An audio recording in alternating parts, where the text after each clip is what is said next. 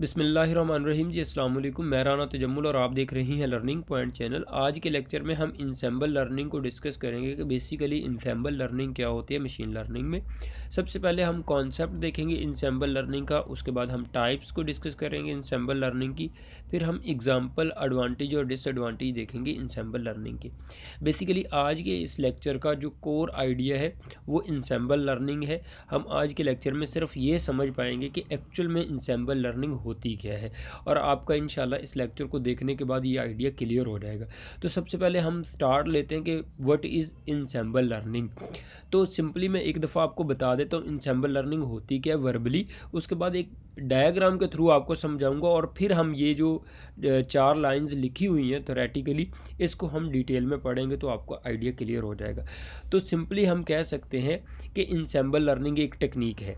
अब सिंपल अगर कोई पूछता है तो आप ये बताएंगे कि इंसेंबल लर्निंग एक टेक्निक है जहाँ पे मल्टीपल मॉडल्स को कंबाइन किया जाता है किसी भी डेटा पे। जब हम किसी एक्यूरेसी को इम्प्रूव करना चाहें या बेटर रिजल्ट्स को प्रोड्यूस करना चाहें तो सिंगल मॉडल की बजाय हम मल्टीपल मॉडल्स को पैरेलली कंबाइन मतलब करके उसको क्या करते हैं, रिज़ल्ट को प्रोड्यूस करते हैं, तो उसको हम इंसेंबल लर्निंग कहते हैं। मतलब बेसिकली इंसेंबल वर्ड पे ही अगर आप फोकस करें तो ये मल्टीपल मॉडल्स को कंबाइन करने को इंसेंबलिंग कहते हैं, ठीक है, इंसेंबल लर्निंग कहते हैं। तो जिस तरह मेरे पास ये एक डायग्राम है, पहले इसको थोड़ा देख लेते हैं, फिर हम पिछली स्लाइड पे जाएंगे। जिस तरह हमारे पास ये एक ट्रेनिंग डेटा है, इस ट्रेनिंग डेटा से हमने क्या किया कि कुछ डेटा पिक कर लिया एक मॉडल को ट्रेन करने के लिए, फिर दूसरे मतलब इसी डेटा में से कुछ और डेटा हमने पिक कर लिया। ये बेसिकली ना, ये जो डेटा हम पिक कर रहे हैं इसको हम सैम्पल्स कहते हैं, ठीक है, सैम्पल्स विद रिप्लेसमेंट।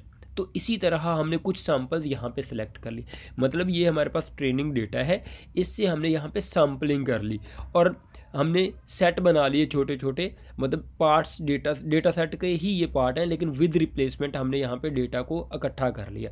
उसके बाद हमने जो बेस लर्नर है या वीक लर्नर है, हमारे मॉडल्स हैं मशीन लर्निंग, आप ये समझ लें, जो मशीन लर्निंग मॉडल्स हैं उनको हमने ये डेटा दिया, फिर ये डेटा दिया, फिर ये डेटा दिया, और उसके बाद हमने रिज़ल्ट प्रोड्यूस करवाए। तो ये लर्नर कह रहा है कि इसकी जो आउटकम आनी चाहिए येस आनी चाहिए, ये लर्नर कह रहा है इसकी आउटकम येस आनी चाहिए, ये लर्नर कह रहा है इसकी आउटकम क्या आनी चाहिए, नो आनी चाहिए, मतलब ये मॉडल्स कह रहे हैं। तो उसके बाद हमने देखा कि मेजॉरिटी किसकी है, मेजॉरिटी येस की है।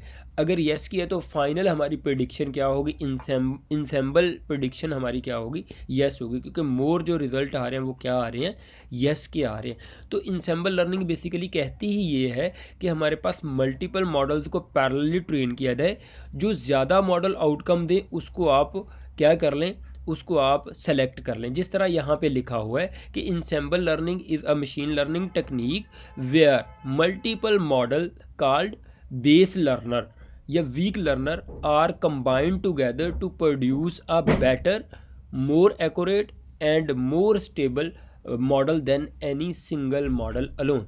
मतलब ये कहा जा रहा है कि हमारे पास इंसेंबल लर्निंग में हम मल्टीपल मॉडल्स को कंबाइन करके आउटकम्स को प्रोड्यूस करते हैं फॉर बेटर एक्यूरेसी, ठीक है, ताकि हमारे पास एक्यूरेसी इम्प्रूव हो सके, मॉडल में जो है ओवर फिटिंग कम हो सके, हमारे पास अंडर ओवर फिटिंग ना हो, मॉडल में बाइसनेस ना हो, वेरिएंस हमारे पास रिड्यूस हो, नॉइस सेंसिटिविटी को हम कम करने के लिए मतलब हम क्या करते हैं, इंसेंबल लर्निंग का यूज़ करते हैं इन चीज़ों को रिड्यूस करने के लिए। ओवर फिटिंग को रिड्यूस करते हैं, बाइस को रिड्यूस करते हैं, वेरिएंस को रिड्यूस करते हैं, नॉइस सेंसिटिविटी को रिड्यूस करते हैं। तो ये रिड्यूस कैसे होती है, अगर हम एक मॉडल की बजाय मल्टीपल मॉडल को कंबाइन करके इस तरह हम काम करें।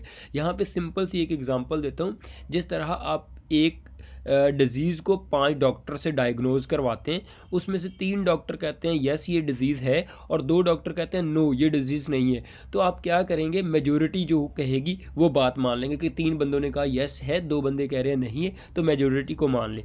तो इंसेंबल लर्निंग कुछ ऐसे काम करते हैं। इंस्टीड ऑफ कि आप एक डॉक्टर के पास जाएँ, उसे ही चेक करवाएं, अगर वो यस करता है तो आप यस में चले जाएँ, अगर नो करता है तो नो में चले जाएँ। उससे अच्छा ये है कि आप क्या करें कि इंसेंबल लर्निंग का यूज़ करें, ठीक है। तो यहाँ पे why do we use ensemble learning, single model में ओवरफिट, वही बात कर रहा है कि हो सकता है सिंगल मॉडल ओवरफिट हो, different model make different error, और combining model improve the performance. इसलिए हम क्या करते हैं कि सिंगल मॉडल का प्रॉब्लम ये होता है कि हो सकता है वो ओवरफिट हो और गलत रिजल्ट दे दे।